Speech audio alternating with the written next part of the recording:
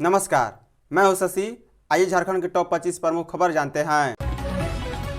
झारखंड में community health assistant नियुक्ति का रास्ता साफ। राज्य के स्वास्थ्य केंद्र में कम्युनिटी हेल्थ असिस्टेंट के पदों पर सीधी नियुक्ति का रास्ता साफ हो गया है। स्वास्थ्य विभाग के द्वारा राज्य में कम्युनिटी हेल्थ असिस्टेंट के पदों पर भर्ती प्रोन्नति के लिए नियमावली बना ली गई है। स्वास्थ्य विभाग के अपर मुख्य सचिव अजय कुमार सिंह ने शुक्रवार को झारखंड कम्युनिटी हेल्थ असिस्टेंट संवर्ग भर्ती प्रोन्नति एवं अन्य सेवा शर्त नियमावली 2025 अधिसूचना जारी कर दी है। उन्होंने कहा है कि इस संवर्ग के सभी पद राज्य स्तरीय संवर्ग के पद होंगे। इस संवर्ग में प्रत्येक कोटि के पदों की संख्या तथा संवर्ग के कुल पदों की संख्या उतनी होगी जितनी सरकार द्वारा स्वीकृत की जाएगी। आवश्यकता अनुसार पदों की संख्या में पद सृजन के फलस्वरूप परिवर्तन किया जाएगा। इसके लिए निदेशक प्रमुख स्वास्थ्य सेवाएं नियुक्ति प्राधिकार होंगे। संवर्ग के 65% मूल पदों पर जेएसएससी परीक्षा संचालन नियमावली 2017 के आलोक में नियुक्ति होगी। वहीं आयोग द्वारा इसी नियमावली के आधार पर चयन हेतु न्यूनतम आहार्तांक का निर्धारण किया जाएगा। नियुक्ति में राज्य स्तरीय आरक्षण रोस्टर एवं आरक्षण नीति का अनुपालन किया जाएगा। झारखंड में ग्राम स्तर पर 5,73,000 अतिरिक्त शौचालय बनेंगे। झारखंड में ग्राम स्तर पर छूटे वैसे गांव जहां शौचालय सुविधा नहीं पहुंचे वहां राज्य सरकार अतिरिक्त शौचालय निर्माण कराएगी। इसी तरह राज्य की सभी 4245 पंचायतों और 21,822 गांवों में सॉलिड वेस्ट मैनेजमेंट सिस्टम की योजना भी क्रियान्वयन की जाएगी। बता दें, पेयजल एवं स्वच्छता विभाग ने वित्तीय वर्ष 2025-26 में केंद्रीय प्रायोजित 2 योजनाएं यथा स्वच्छ भारत मिशन ग्रामीण और जल जीवन मिशन के तहत राज्य के विभिन्न जिलों में क्रमशः स्वच्छता और जल आपूर्ति योजना पर विशेष जोर दिया है। गांव के स्तर पर निर्मित शौचालयों के नियमित उपयोग, रखरखाव, वेस्ट मैनेजमेंट सिस्टम के लिए जन जागरूकता अभियान चलाने की भी कार्य योजना की जाएगी। वहीं पिछले 10 वर्षों में राज्य में 4,22,000 से अधिक शौचालय का निर्माण हो चुका है। यह आंकड़ा वित्तीय वर्ष 2014 से लेकर 2024 तक का है।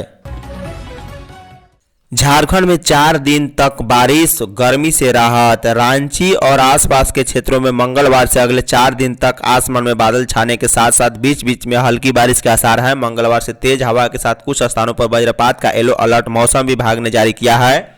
मौसम में होने वाले इस बदलाव से लोगों को गर्मी से राहत भी मिलने की उम्मीद है। मौसम विभाग के अनुसार अगले 2 दिन भी अधिकतम तापमान में ज्यादा बदलाव होने की संभावना नहीं है। उधर रविवार को भी रांची का मौसम गर्म रहा। पिछले 24 घंटों की तुलना में अधिकतम तापमान में करीब 1 डिग्री की वृद्धि हुई है। रांची का अधिकतम तापमान 36.2 डिग्री सेल्सियस रहा। वहीं न्यूनतम तापमान में भी 2 डिग्री की वृद्धि होकर 22.3 डिग्री तक दर्ज किया गया। मौसम विभाग के अनुसार रांची का अधिकतम तापमान सामान्य से 1 डिग्री अधिक है, जबकि राज्य में यह 1 से 3 डिग्री के करीब है। वहीं राज्य के अन्य जिलों में यह वृद्धि 1 से 2 डिग्री की रही है। झारखंड में 3 नक्सली बंकर ध्वस्त। झारखंड में भाकपा माओवादी की साजिश फिर सुरक्षा बलों ने नाकाम कर दी है। पुलिस की तत्परता से बड़ा हादसा टल गया है।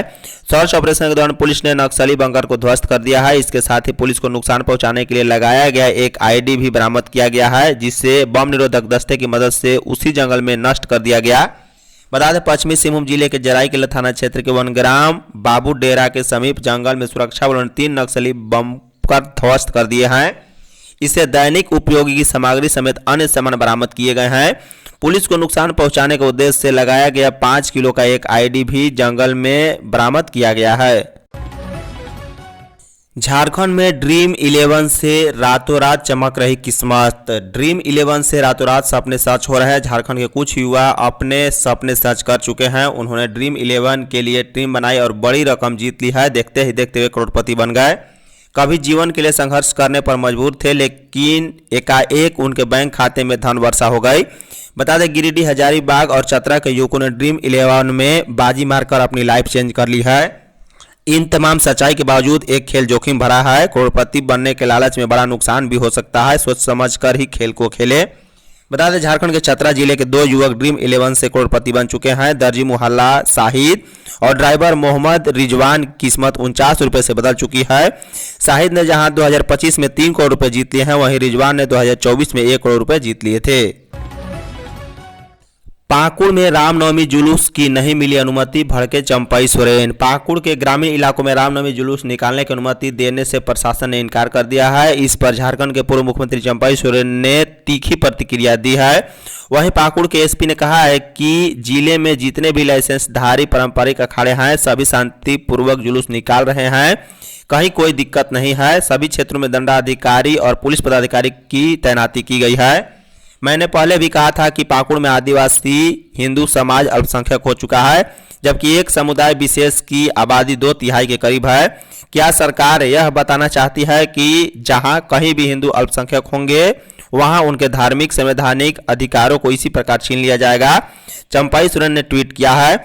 बता दें, इधर भारतीय जनता पार्टी के नेता और झारखंड के पूर्व सीएम चंपई सोरेन ने कहा है कि पाकुड़ में प्रशासन की ओर से ग्रामीणों के रामनवमी जुलूस पर रोक लगाना राज्य सरकार की हिंदू विरोधी मानसिकता को दर्शाता है। झारखंड में 50 एकलव्य मॉडल विद्यालय में पढ़ाई इसी सत्र से। राज्य के 50 एकलव्य मॉडल आवासीय स्कूलों में इस वर्ष से पढ़ाई शुरू होगी। विद्यालयों में नामांकन के लिए प्रवेश परीक्षा लिया गया है। राज्य में कुल 92 एकलव्य मॉडल आवासीय विद्यालय हैं। विद्यालयों में कक्षा 6 से 12वीं तक की पढ़ाई होती है। बता दें, एकलव्य विद्यालय की एक कक्षा में 60 विद्यार्थी का नामांकन लिया जाएगा। राज्य में वर्ष 2018-19 तक केंद्र सरकार द्वारा राज्य में कुल 23 एकलव्य मॉडल आवासीय विद्यालय स्वीकृत किए गए थे। इनमें से 7 विद्यालय में पढ़ाई शुरू की गई थी। 14 का भवन निर्माण कार्य पूरा हो गया है, जबकि 2 विद्यालय का भवन निर्माण कार्य अंतिम चरण में है। इन सभी विद्यालयों में पढ़ाई शुरू की जाएगी। कृषि विभाग ने खरीफ से दोगुना बीज का वितरण किया रबी में। कृषि विभाग ने खरीफ मौसम से अधिक बीज का वितरण रबी के मौसम में किया है। कृषि विभाग पिछले वित्तीय वर्ष में कुल 5,60,000 से अधिक किसानों के बीज का वितरण विभिन्न स्कीम में किया है। विभागीय आंकड़ों के मुताबिक रबी के मौसम में विभाग ने 1,14,000 क्विंटल के करीब बीज का आपूर्ति आदेश दिया था। वहीं खरीफ में करीब 1,06,000 क्विंटल बीज की आपूर्ति का आदेश था।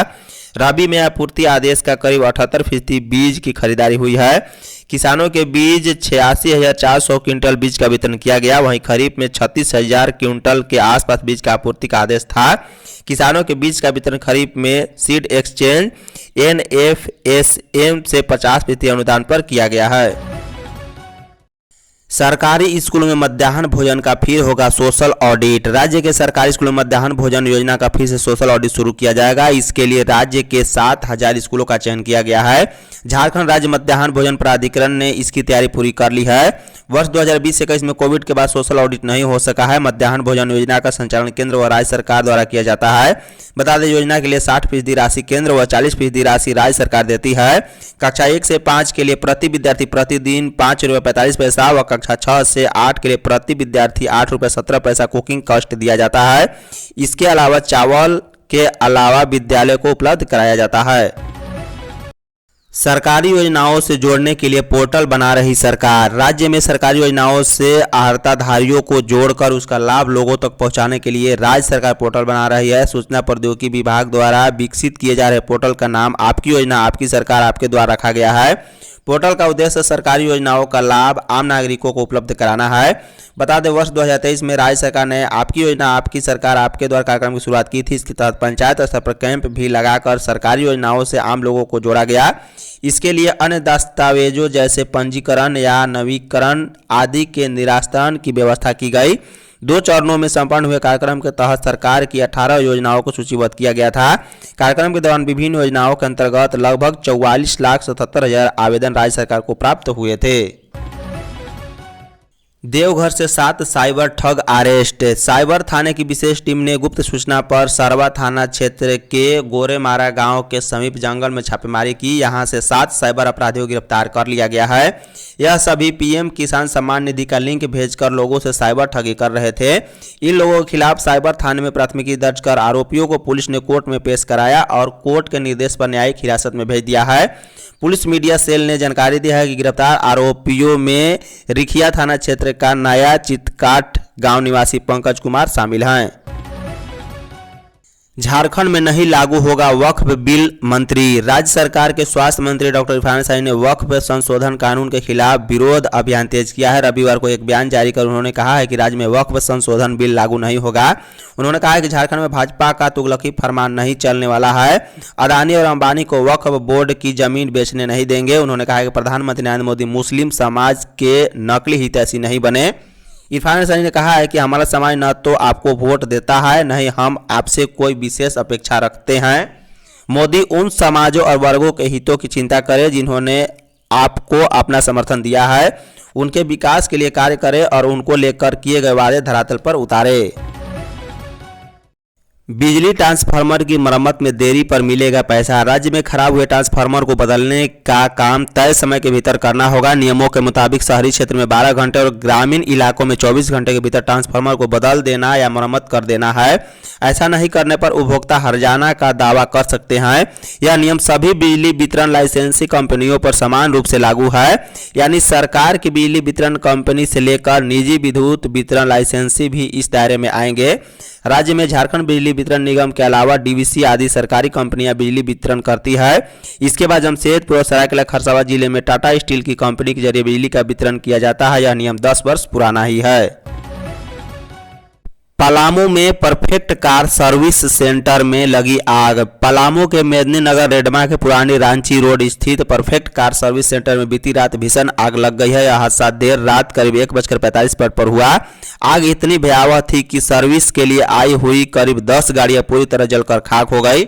स्थानीय लोगों की सूचना पर दमकल विभाग की 2 गाड़ियां मौके पर पहुंची और कड़ी मकसद के बाद आग पर काबू पाया गया। गनीमत रही कि इस घटना में किसी प्रकार की जन हानि नहीं हुई है, लेकिन वाहन मालिकों को भारी नुकसान का सामना करना पड़ा है। आग लगने का कारण अब तक स्पष्ट नहीं हो पाया है। शॉर्ट सर्किट या सर्विस सेंटर के सामने पड़ी कूड़े में आग लगने की आशंका जताई जा रही है, लेकिन जांच पूरी होने के बाद ही सटीक वजह सामने आएगी। राममय हुई रांची, शोभा यात्रा संपन्न। श्री रामनवमी के अवसर पर रांची राम भक्ति से सराबोर हो गया है, जहां हजारों राम भक्तों ने श्री राम के जयघोष के साथ नगर भ्रमण किया। श्री महावीर मंडल केंद्रीय समिति रांची के नेतृत्व में निकली इस भव्य शोभा यात्रा से ऐतिहासिक आयाम स्थापित किए गए। दोपहर 2 बजे प्रारंभ हुई मुख्य शोभा यात्रा ने रातू रोड, महावीर चौक, शहीद चौक, मेन रोड होते हुए तपोवन मंदिर तक अपनी अनूठी एकता बिखेरी। बजरंगबली के ध्वज, पारंपरिक हथियार, ढोल नगाड़ों की गूंज और अद्भुत झांकियों ने पूरे मार्ग को राममय कर दिया। लगभग 20 लाख राम भक्तों की उपस्थिति से इस शोभा यात्रा ने रांची को भक्ति, आस्था और उत्सव से सराबोर कर दिया। शोभा यात्रा के सफल संचालन के लिए 20 टोलियां का गठन किया गया और लगभग 1500 स्वयंसेवकों को भी जिम्मेदारी सौंपी गई थी। तपोवन मंदिर पहुंचे सीएम हेमंत और कल्पना सोरेन। रामनवमी का पर्व पूरे देश में धूमधाम से मनाया जा रहा है। देश के अलग अलग राज्य में इसे मनाने की अपनी परंपरा है। अगर झारखंड की बात करें तो यहाँ भव्य शोभा यात्रा निकाली जाती है, जिसमें हजारों की संख्या में राम भक्त शामिल होते हैं। वहीं राज्य की राजधानी में स्थित तपोवन मंदिर अलग ही इतिहास रखा है। रामनवमी के दिन शहर के अलग अलग महावीर अखाड़ों से निकलने वाली शोभा यात्रा का आखिरी पड़ाव तपोवन मंदिर होता है। रामनवमी के मौके पर राज्य के मुख्यमंत्री हेमंत सोरेन और पत्नी सह गांडे विधायक कल्पना मुर्मू सोरेन के साथ तपोवन मंदिर पहुंचे। इस खास मौके पर उन्होंने पूरे श्रद्धा भाव से पूजा अर्चना की और मंदिर परिसर में उपस्थित श्रद्धालुओं के साथ धार्मिक अनुष्ठान में भाग लिया। 10 अप्रैल को पेशा को लेकर बैठक। पेशा लागू करवाने के आंदोलन को धार देने के लिए 10 अप्रैल को बैठक बुलाई गई है। आयोजन आदिवासी क्षेत्र सुरक्षा परिषद के द्वारा की जाएगी। बैठक डॉक्टर कामिल बुल्के पथ स्थित एसडीसी सभागार में होगी। ये जानकारी परिषद के अध्यक्ष ग्लैडसन डुगडुग ने दी है। पेशा कानून 1996 में 23 प्रावधानों को लागू करवाने व झारखंड के अधिसूचित क्षेत्रों में झारखंड पंचायत राज अधिनियम 2001 को निरस्त करने की मांग पर चर्चा की जाएगी। नए सत्र में छात्रों की उपस्थिति पर विशेष फोकस। रांची के सरकारी स्कूलों में नए सत्र की शुरुआत हो गई है। इस बार स्कूलों में छात्रों की उपस्थिति सहित उनके ओवरऑल डेवलपमेंट को लेकर विशेष प्रयास शुरू किए गए हैं। इसके लिए 1ली से 8वीं तक के स्कूलों में छात्रों के साथ स्कूल विकास को लेकर जिला शिक्षा विभाग ने 10 पॉइंट तय किए हैं। इनके अनुपालन के लिए स्कूल के प्राचार्यों को जिला शिक्षा अधीक्षक ने गाइडलाइन भी दिया है। इसमें छात्रों की उपस्थिति पर विशेष जोर दिया गया है। जिला शिक्षा अधीक्षक बादल राज ने कहा है कि निजी स्कूलों की तर्ज पर स्कूलों में नए नामांकित छात्रों का उन्मुखीकरण किया जाना है। छात्रों में आत्मविश्वास बढ़ाने को लेकर लगातार गतिविधियों का आयोजन किया जाना है। स्कूल में छात्रों की उपस्थिति 100% हो यह तय किया जाना है। इसके लिए कक्षा 3 व उससे ऊपर के छात्रों की उपस्थिति वर्ग शिक्षक के मार्गदर्शन और निगरानी में छात्रों के द्वारा ही चक्रवात पद्धति से पंजी में करना है। रांची में ओपन नेशनल एथलेटिक्स 10 अप्रैल को। रांची में एक बार फिर देश भर के एथलेटिक दमखम दिखाएंगे। 10 अप्रैल को बिरसा मुंडा फुटबॉल स्टेडियम में मोराबादी में ओपन नेशनल एथलेटिक्स चैंपियनशिप का आयोजन होने जा रहा है। इसमें लगभग 150 एथलेटिकों ने भाग लेने की संभावना है। एक दिन की प्रतियोगिता में ट्रैक इवेंट के साथ थ्रो में डिस्कस और हैमर थ्रो के इवेंट होंगे। जंप में हाई जंप और ट्रिपल जंप के इवेंट होंगे। शॉट पुट और जेवलिन थ्रो इवेंट भी होंगे। इस बार एथलेटिक्स महासंघ ने अपने नेशनल को कई वर्गों में बांटा है। हो सके तो इसके तहत भारत के विभिन्न राज्यों में अलग अलग स्पर्धाएं आयोजित की जा रही है। इसी के तहत रांची को भी एक हिस्से की मेजबानी सौंपी गई है। झारखंड एथलेटिक्स संघ के अध्यक्ष CD सिंह ने बताया है कि रांची में प्रतियोगिता की तैयारी पूरी कर ली गई है। धन्यवाद।